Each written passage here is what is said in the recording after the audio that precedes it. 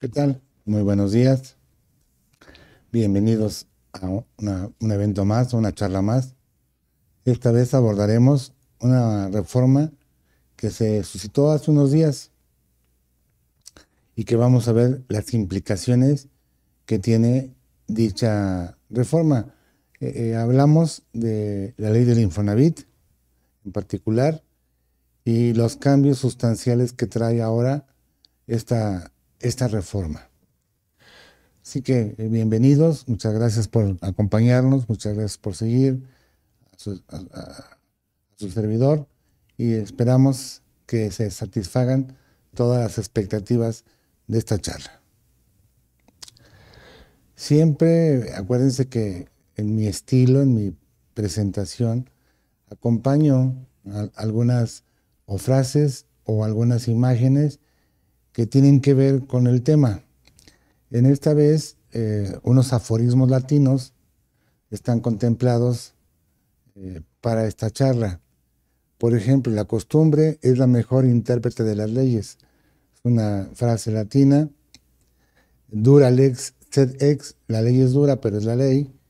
Y la ignorancia de la ley no exime de su cumplimiento. Entonces,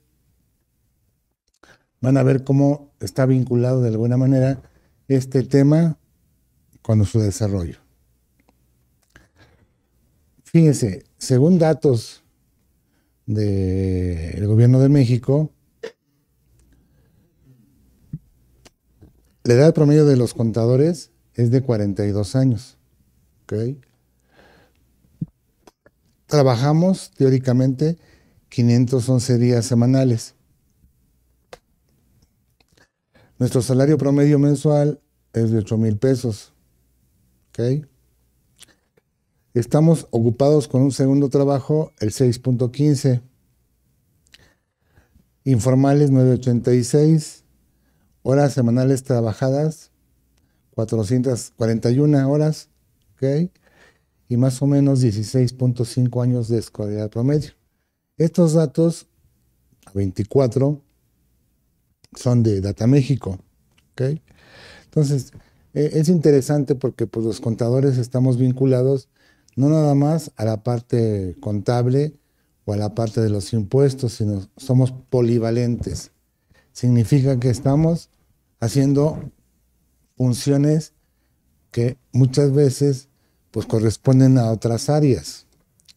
En particular me refiero, por ejemplo, recursos humanos, muchas veces forma parte de los procesos que tiene que llevar a cabo un contador, cuando debería ser un área que tenga su propio titular, que tenga sus propias regulaciones, porque pues, es muy grande. El área laboral de verdad es intensa y ahí se combinan por lo menos de 4 a 5 ordenamientos.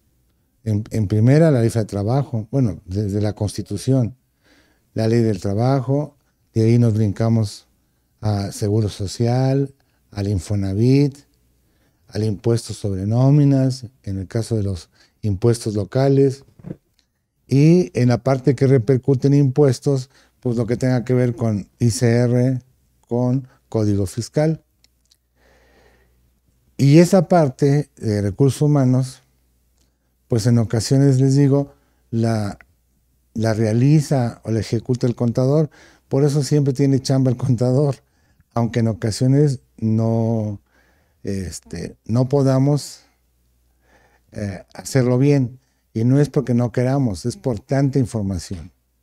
Bueno, pues esta reforma es para actualizarnos, para ponernos al día, para ver los cambios que trajo esta disposición y que pues no haya esos pequeños errores o esas fallas que en ocasiones demeritan la, la presencia de los contadores o abogados. Esta ley originalmente tenía 84 artículos antes de la reforma. Y con esta reforma se derogó uno, se adicionaron párrafos y fracciones a 7 artículos y se crearon 5 artículos nuevos. En total se reformaron 28 artículos. Es una reforma de casi el 35% de la ley. Es por ello que es importante conocerla, porque pues un tercio de la ley fue cambiado. Y obviamente en su momento habrá que actualizar sus reglamentos. La ley del Infonavit tiene el reglamento de la Comisión de Inconformidades, el reglamento de inscripción, pago de aportaciones y enteros de descuentos, el reglamento para imposición de multas, el interior del Infonavit, que ese sí tiene que cambiar, el de la continuación voluntaria y el de las comisiones consultivas y regionales y delegacionales. Como verán ustedes, son 6 reglamentos, una ley más 6 reglamentos. Les platico. Si sumáramos Seguro Social, Infonavit y SAR, la ley del SAR y sus 3 reglamentos, más sus respectivas reglas, en la ley del Seguro Social más sus 10 reglamentos, estaríamos hablando de más de 3.300 artículos. ¿Se dan cuenta de la dimensión? Y decimos, 3.300, sí. Todo lo que tiene que ver con seguridad social está abarcado por esas 3 disposiciones, y no estoy tocando la ley del ISSSTE. Nada que ver con la ley del ISSSTE, ¿eh? Solamente hablo del sector privado, de la iniciativa privada. Entonces, como se dan cuenta, pues es el tema de seguridad social es muy extenso, muy extenso. Y pues, como toda disciplina, pues requiere de su estudio, requiere de su análisis.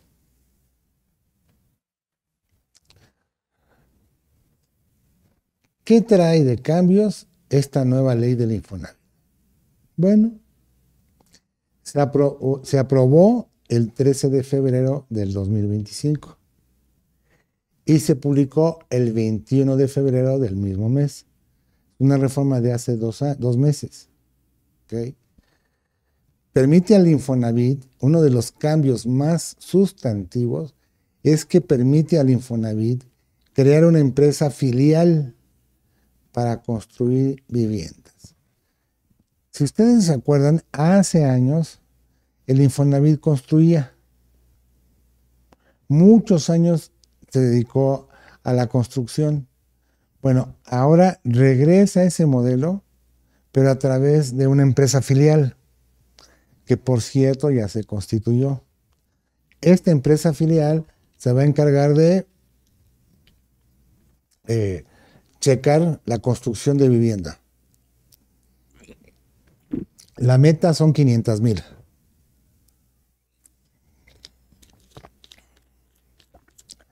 Esta empresa no es una paraestatal, no. Es una empresa privada, donde el Infonavit participa como socio. Y una de las reformas más importantes de esta ley del Infonavit es el tema de la figura del arrendamiento social. A ver, esas casas que pretende construir el Infonavit a través de la filial van a ser ofrecidas en renta con opción a compra. Si el trabajador no tiene, por así decirlo, los puntos o no requiere la vivienda, sí, pero le faltan requisitos. Bueno, el Infonavit, previo estudio, le podrá dar la vivienda en arrendamiento con opción a compra. ¿Cómo ven? Es interesante, ¿verdad? Para hacerle llegar al trabajador en un X tiempo su derecho a la vivienda. Entonces, en realidad, el hecho de que el Infonavit construya esas 500,000 que tiene en mente como objetivo, como meta, muchas de ellas serán otorgadas a los trabajadores bajo esta figura de arrendamiento. Esto no estaba en la ley. Ustedes recuerdan que había 5 líneas de crédito. La quinta prácticamente ya estaba en desuso, que es comprar directamente al Infonavit. Pero teníamos la compra a terceros, teníamos la construcción, si teníamos el terreno, la remodelación, ampliación, si ya teníamos el inmueble y necesitábamos ampliarlo por necesidades propias de la familia. Y la cuarta o la última era la inherente a pago de pasivos contraídos. Hagamos de cuenta que ese trabajador consiguió una hipoteca, consiguió un crédito hipotecario, trae un pasivo y el Infonavit dice, ok, paga ese pasivo que contrajiste con mi dinero y el Infonavit ahora es el titular de la hipoteca. Esas eran las 4 líneas de crédito. Ahora se abre no una línea de crédito, sino se abre una nueva posibilidad, el arrendamiento, con la opción a compra. Entonces está interesante.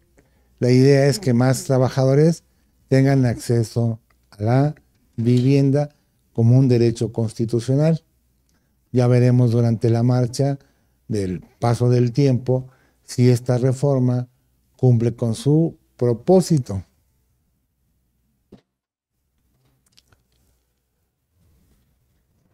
Para tal fin, hay hasta 2.4 billones de pesos en las subcuentas de vivienda.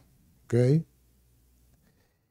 Ese dinero se va a utilizar para el financiamiento de la construcción de esas casas. Por ahí se había, en los rumores, en Radio Pasillo, se había dicho o se había contemplado que pareciera un despojo hacia los trabajadores, porque si son su patrimonio, son sus cuentas individuales, pues ellos nunca aceptaron o aprobaron que los fondos fueran tomados para este tipo de gestión. Es como un despojo, por así decirlo. Sin embargo, pues no ha pasado nada, no ha habido gran movimiento. Algunos despachos de abogados han estado manejando que el amparo, que la defensa, pero el Infonavit ya tomó la decisión y el Congreso de la República le autorizó que esos billones que están ahí en la cuenta individual, en las cuentas individuales, que forman parte del patrimonio de los trabajadores, se utilicen para esa construcción de vivienda. El segundo cambio es la nueva supervisión y transparencia que tiene ahora el Instituto. Hacienda, la Comisión Nacional Bancaria y la Auditoría Superior de la Federación tendrán facultades para revisar y supervisar y fiscalizar las operaciones del Infonavit y el uso de los recursos, por si hay por ahí pues malos manejos, corrupción, si hay peculado, lo que pudiera pasar en un organismo público descentralizado. Se supone que ahora va a haber más vigilancia para evitar precisamente quebrantos que vayan a afectar a los trabajadores. Y una noticia muy interesante, muy buena para mí y para ustedes, es que se congelan los créditos hipotecarios. ¿Qué significa esto? A este momento, de todos los créditos que hay por ahí otorgados, hay 2 millones de créditos que se otorgaron antes del año 2013, ¿ok? Antes de esa época. Bueno, esos créditos se les congelan los saldos y pagos en relación a si tienen prórrogas, a si tienen están desempleados. La idea es que pues realmente el Infonavit cumpla con la finalidad social, no, no que, pues luego en ocasiones, no sé si se acuerdan ustedes, se analizaba un crédito de Infonavit y era muy caro. Una, mensualidades son bajas. Segundo, los intereses, la falta de pago, el desempleo, todo eso iba haciendo que el crédito de Infonavit fuera exponencialmente creciendo, al grado de hacerlo casi impagable. Los famosos 30 años y todavía el crédito no estaba saldado. La intención es que eso ya no pase. Ya lo veremos en la reforma a la ley. Aquí estoy haciendo los resúmenes. En el tema de construcción de vivienda y los ahorros de los trabajadores, la reforma le da facultades al Infonavit para utilizar los ahorros acumulados de esos trabajadores que están en las cuentas individuales para financiar la construcción de viviendas. Es decir, el Infonavit va a utilizar los fondos de los trabajadores. No, el Infonavit no tiene dinero, bueno, sí tiene, pero el dinero que tiene pues, es de la recuperación de los créditos que ha otorgado. Bueno, pero eso es insuficiente para construir. Entonces, ahora, utilizando los fondos de las subcuentas de vivienda, con eso se financiará la construcción de casas de habitación para darlas en arrendamiento social. Un contrato de arrendamiento común y corriente, ¿ok? Donde el trabajador va a ser el inquilino, el arrendador, y el Infonavit va a ser el arrendatario. ¿Por qué se tomó esta decisión? Porque, seamos realistas, hay un déficit en habitaciones, en casas. Hay mucha gente que no tiene acceso a una casa, a una vivienda, ni con recursos propios, ni con recursos de la cuenta. Y si tramita un crédito bancario, pues los requisitos, las tasas de interés, pues pueden hacer que ese crédito se vuelva demasiado caro. Por eso el Infonavit como ente social ha sido, digamos que el intermediario entre trabajadores y banca para buscar que a través de este organismo se puedan acceder a créditos a un menor costo. La reforma trae como finalidad precisamente atender ese déficit de habitaciones o de casas. Eso es lo que promueve esta reforma. Ya lo veremos con el tiempo si efectivamente cumple con esa finalidad. Es ambicioso el plan, claro. Son 500,000 casas para 500,000 trabajadores o sus familias que ya podrán tener una vivienda. No en propiedad al momento, pero sí en arrendamiento. Y en dado momento, si califican ya para el crédito, ese mismo bien arrendado se volvería su derecho a la vivienda, su casa. Ha habido, como les decía yo, preocupaciones sobre la seguridad y destino de los ahorros, porque pues la transparencia es muy importante, la honestidad, y esto es lo que ha causado un cierto temor de la parte trabajadora e incluso de la parte empresarial. ¿Por qué se cuestiona la reforma?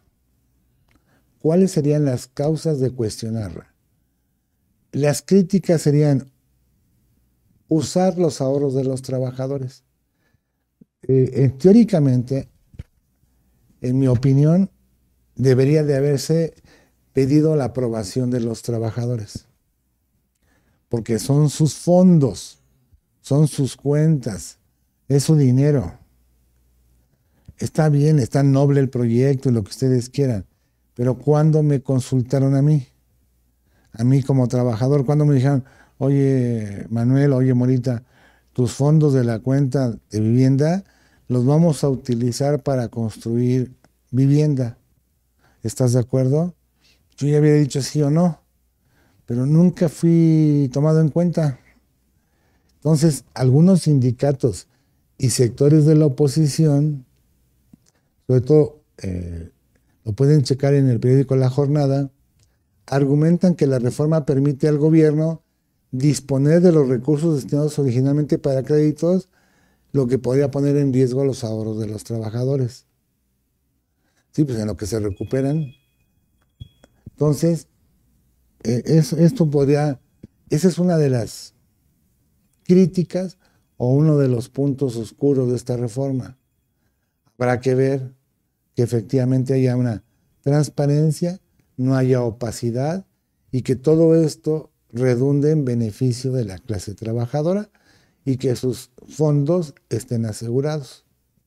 En la reforma no se previó algún tipo de aseguranza hacia el dinero de los trabajadores.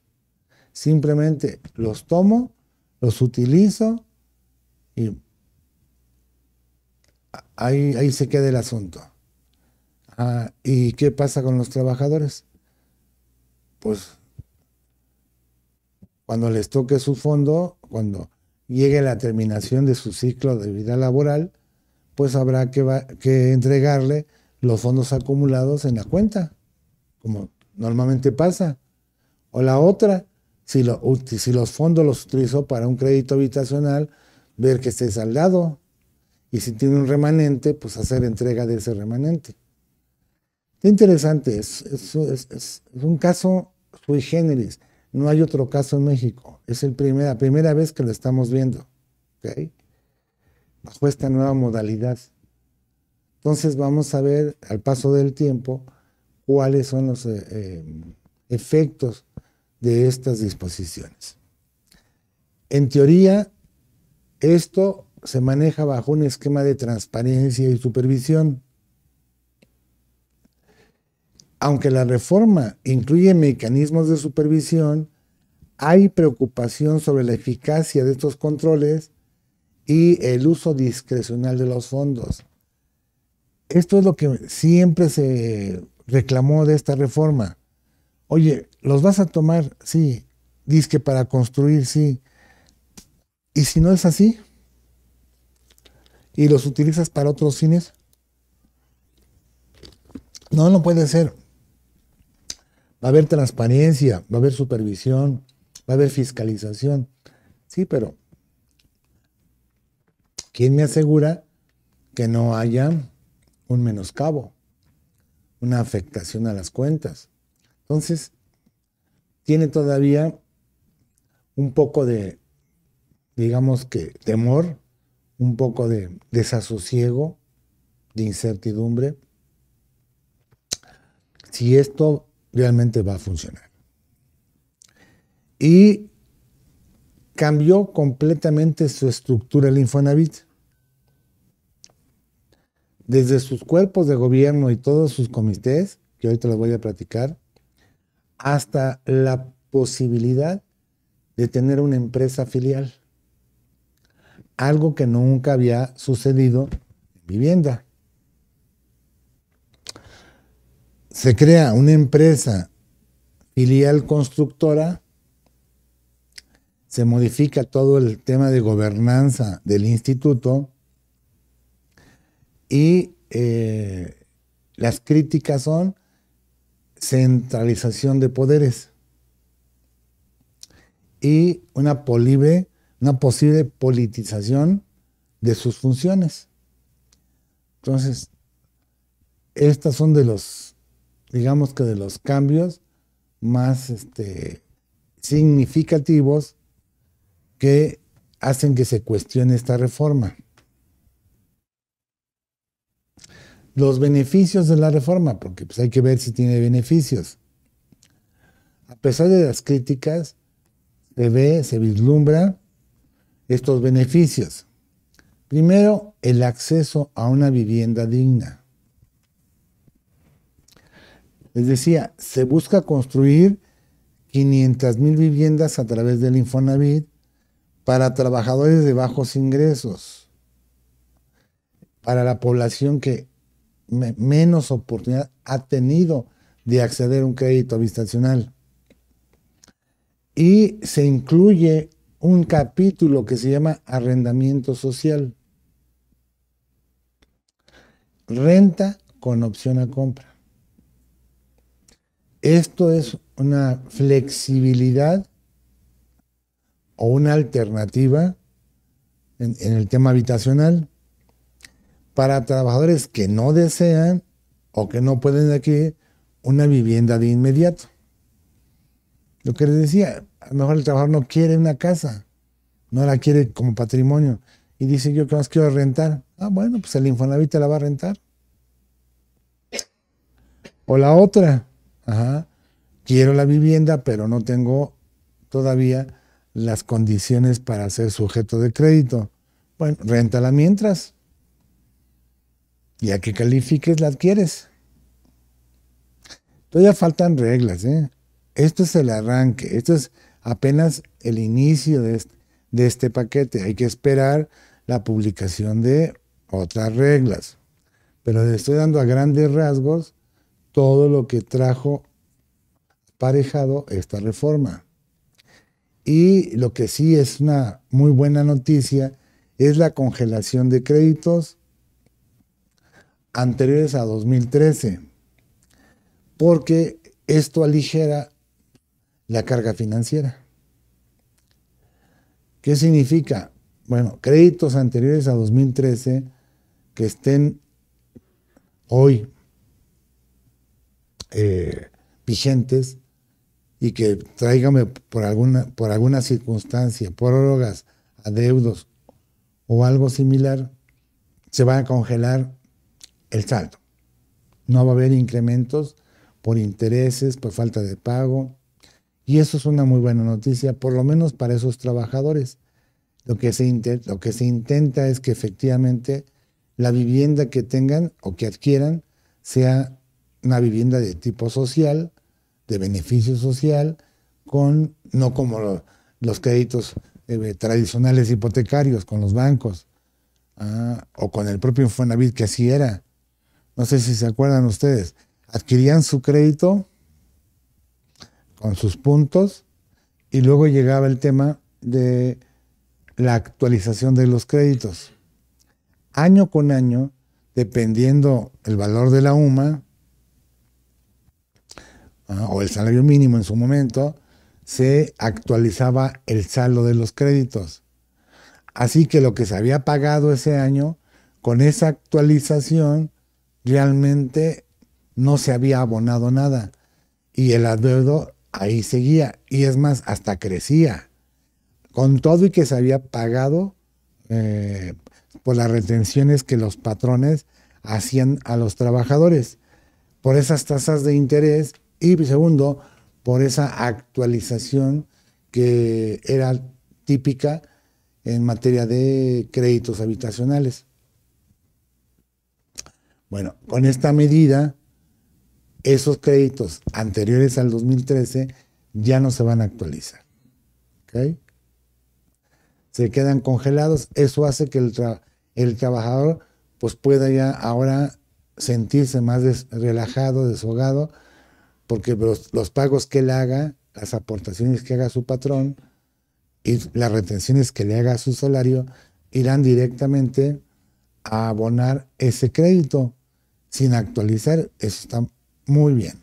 La verdad es que es una muy buena reforma en ese sentido. Es de lo mejor que puede haber. ¿Qué repercusiones hay para los patrones? Fíjense que el 29, que son las obligaciones del patrón, trajo un cambio bastante notorio, muy cuestionable. Ya veremos incluso por ahí, ya hay un amparo, hay una suspensión, que la van a ver. El Infonavit no se ha pronunciado, sacó un criterio al respecto, pero establece que